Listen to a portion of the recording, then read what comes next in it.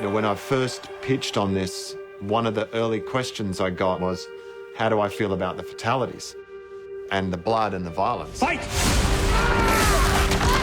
I said, it's not something we can shy away from, but if we're just leading with that, then we've got a problem, because there's so much more to it than that. Simon's had a vision from day one that he hasn't swayed from, and I think that was to blow that out of the water. Kyle Gardner and Chan Griffin are stunt coordinator and fight choreographer. I said to those guys, you need to do the things that you always wanted to do in a movie and everyone tells you you can't do. In there, and they just went to town on that. I used to play Mortal Kombat as a kid, and it was like one of my favorite games. And there's some homages to the game itself in there. Obviously, they've all got certain fatalities and certain moves. Once we went through the script, knew what fights we were dealing with, and we just try and build some of that gameplay back into the choreography. Just try and stay true to the nature of the game. In the games, the fighting is brutal. And so you've got to hire these people that have that ability. I am Sub-Zero. We've got a fantastic actor, Jad Taslim, playing Sub-Zero, who's 15 years part of the Indonesian judo team. Joe's got that pure athleticism. I made the mistake of watching The Raid a couple nights before we fought, and I go, I gotta fight this dude? I gotta fight that dude? Joe was faster than everyone. Joe was too fast. Joe was so fast, they had to ask him to slow it down for the camera. It was like two guys that's ever happened to. Joe Taslim and Bruce Lee. A fight scene and a drama scene, they are the same. In a drama, you have the lines, but in a fight, just the agony, struggle, the pain, those are our lines. You cast for what's in their brain, what they've learned over the years, especially with something like martial arts. It's impossible to bring someone up to his level quickly. That's just not going to happen. The same goes for Hiroyuki Sanada. They both have a very similar set of qualities in that they have a presence, they have a look about them.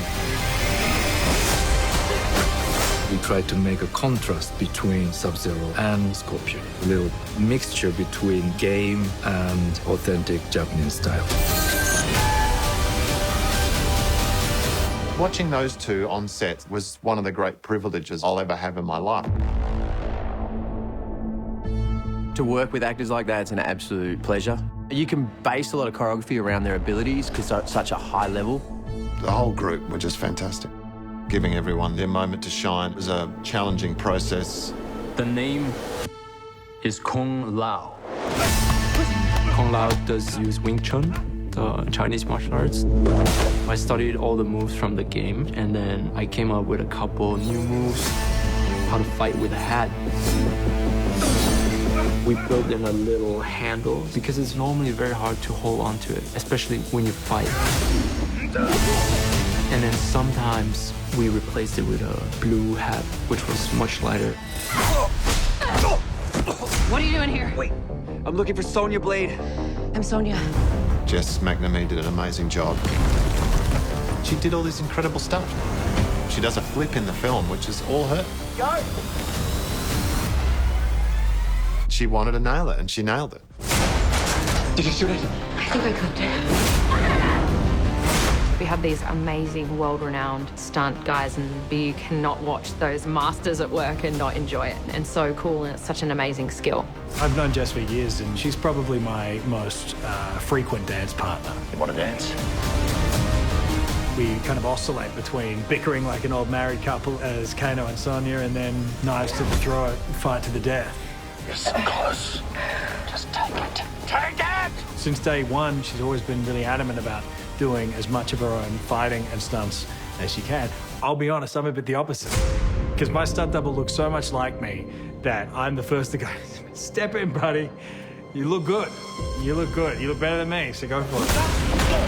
There's so much fighting in this movie that a lot of times after shooting one fight, we need to practice for some other fight that's going to take place because we just don't have enough time. I've got my big Melina fight, which is really cool.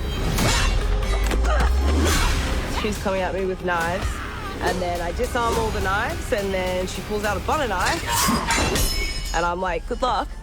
And then I throw her into a pit, jump on her after doing a spinning forward flip, and then I take the knife out of her shoulder,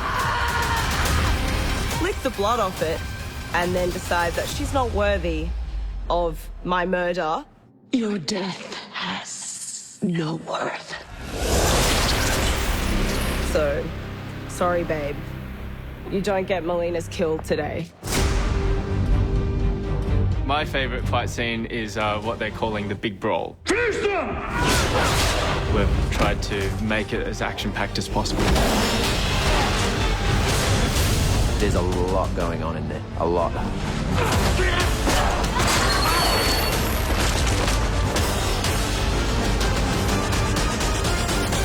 We needed to establish sections to be able to cut between Goro and the big brawl. And action. Welcome to my crib.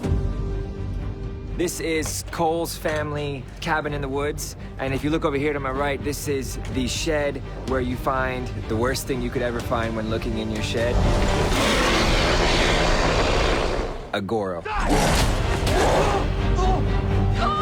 You know, Goro's such a large character and his power and everything. It only made sense for Cole to fight smart. I'm the one you want. See that? So we designed to put him into a shed and try and encase the fight in a small area, make it hard for Goro to move around.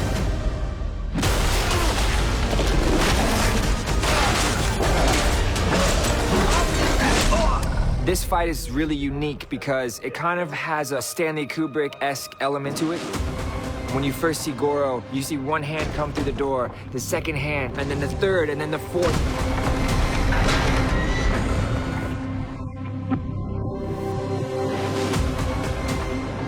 It's this four-arm creature, so let's make use of the forearm.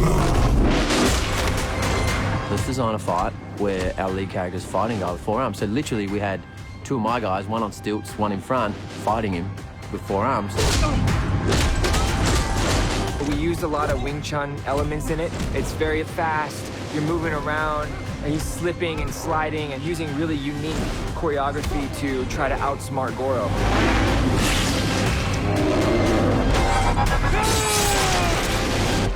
So it's a really cool fight. Here we are, back in the ring where it all started. It's really cold, and the whole place is iced out. Finally, this hero's journey is coming to an end, and we have this gigantic finale fight with Sub-Zero, Scorpion, and Cole. The beauty of Mortal Kombat is that it blends classic martial arts that you may have seen in cinema before with a fantastical element that you may not have seen. When those two things are fused together with the talent of the stunt team that is working on this, I mean, the fight scenes in this movie are insane. Get over here!